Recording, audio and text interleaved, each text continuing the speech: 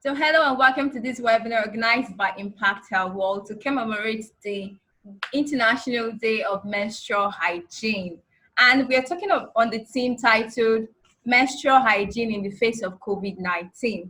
And I have wonderful speakers to shed more light on this. I mean, these speakers are distinguished in their various areas of endeavors.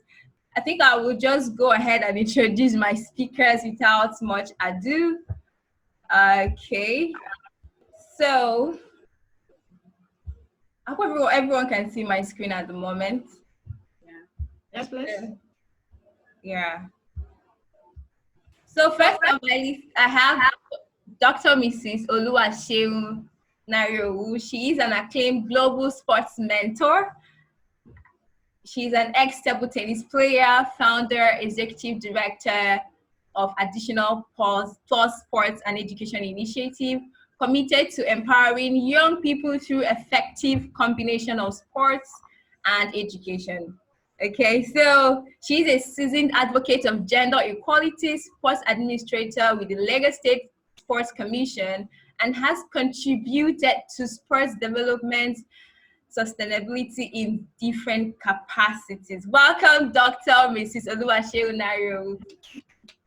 Thank you for having me here. All right, you're welcome. So we have another person here. Okay, we have Mrs. Nkechi Ude. She's the founder and director of Impact Our World, an organization focused on improving the well-being of women and girls in Nigeria and across Africa. She is also a seasoned writer and a researcher and works with Next Leaders Initiative for Sustainability Japan as For Revolution researcher. She is currently working on a project that will help improve the menstrual experience of young girls in underserved urban and rural communities. Can we welcome Dr. Mrs. Nkechi Ude? I mean, Mrs. Nkechi Ude. Already doctor. Yeah, I'm a doctor in the making. Thank you. I'm so happy that we made it. We made it. Thank you. Okay, so I also have joining us here, speaking today is Queen Mercy Ndubisi. Queen Mercy Ndubisi is the founder of MOC Foundation, an NGO focused on raising national awareness on girl-child education, child molestation, and abuse. She has, visited several internally displaced persons camps in Northeast, Nigeria, educating girls on menstrual hygiene health. She has also championed some online campaigns promoting menstrual hygiene. So welcome, Queen Mercy Ndubisi. Queen Mercy, can we hear your voice at least? I can't hear her. Okay, are we having issues getting her to talk? Queen Mercy?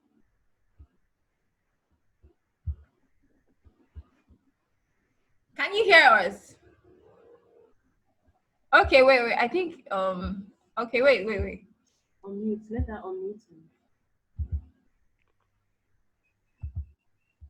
Let her unmute, so he's on mute.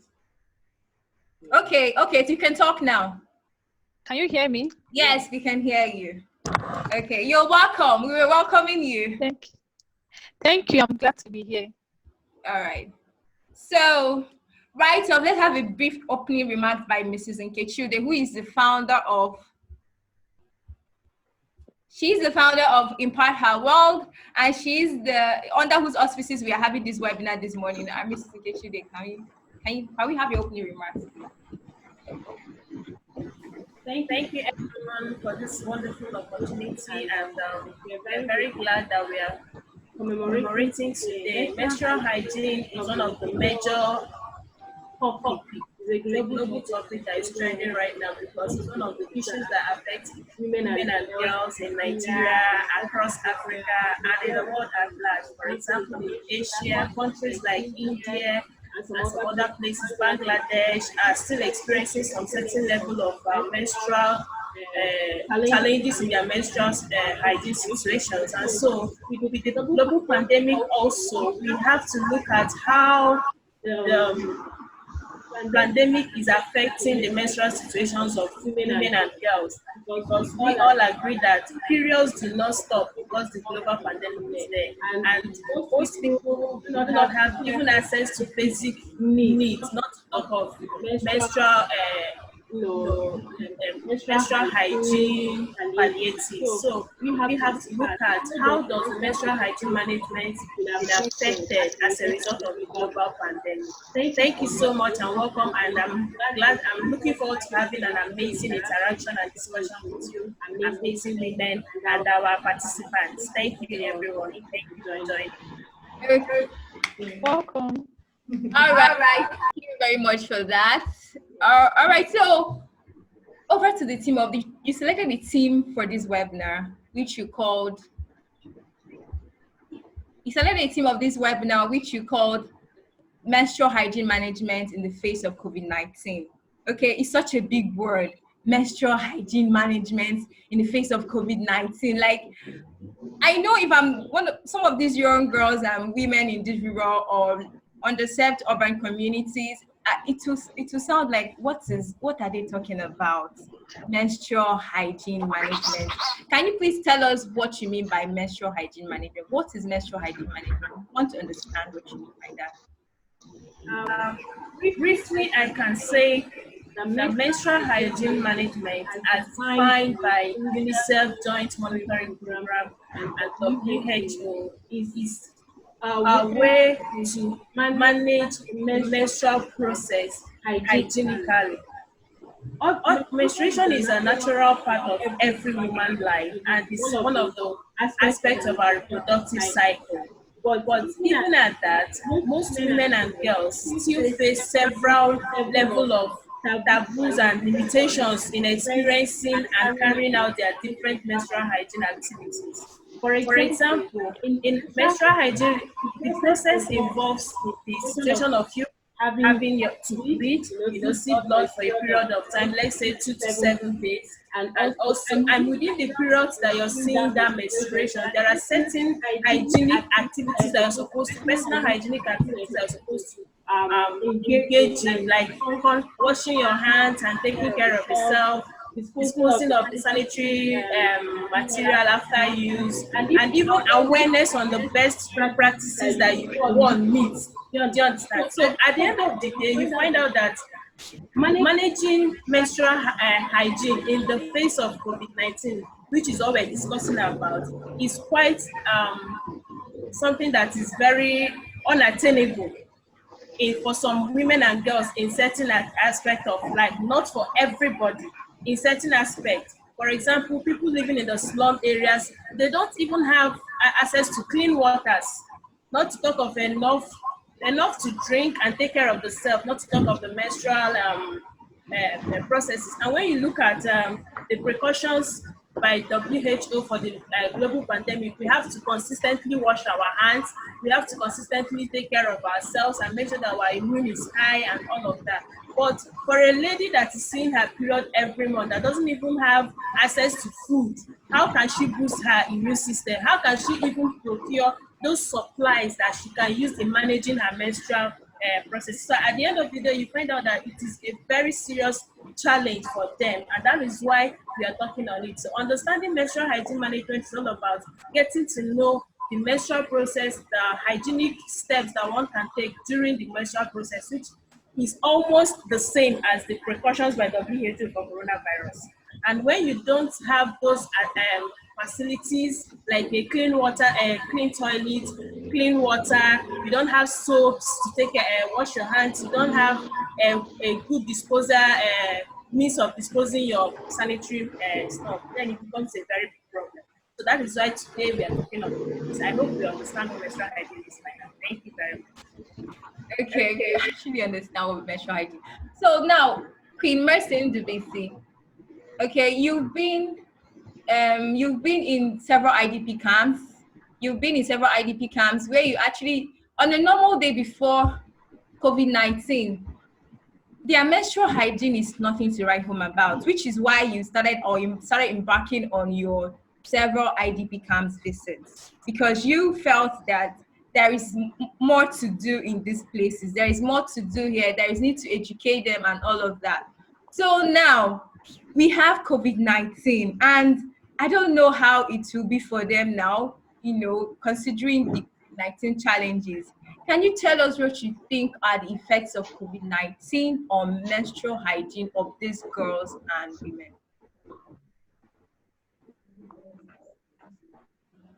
Okay, thank you for the question.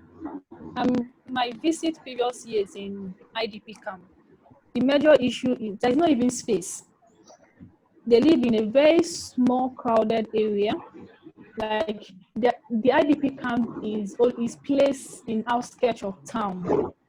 So there is the environment is poor, very poor, and they have there is same place where they get water from. There is no place for where they can dispose their sanitary towel. They trash it anyhow, which they don't even use sanitary towel.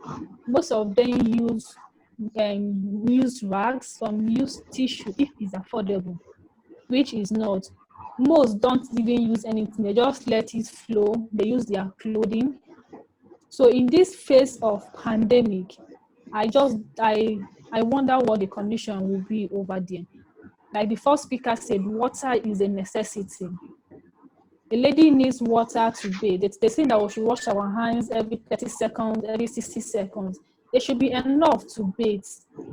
Talk more of washing of hands. If there is not enough water, when maybe the older ones see the little girls washing their hands, they might like scold them. There's no water, you're washing your hands. And again, in terms of income, this IDP camp, they live on their daily sales. Now, in this phase of lockdown, where there is nobody to sell, nobody to buy from, so there is even there even low income of food. I just imagine that little girl going to meet the parents and say, "I need money for sanitary towel," and she's being told there's no money to eat, and you're asking for money for sanitary towel. You get so I think these are the challenges: water, low income, and these girls most times they don't even have someone to talk to. They just keep to themselves, and they think that it's a taboo to talk to someone about it.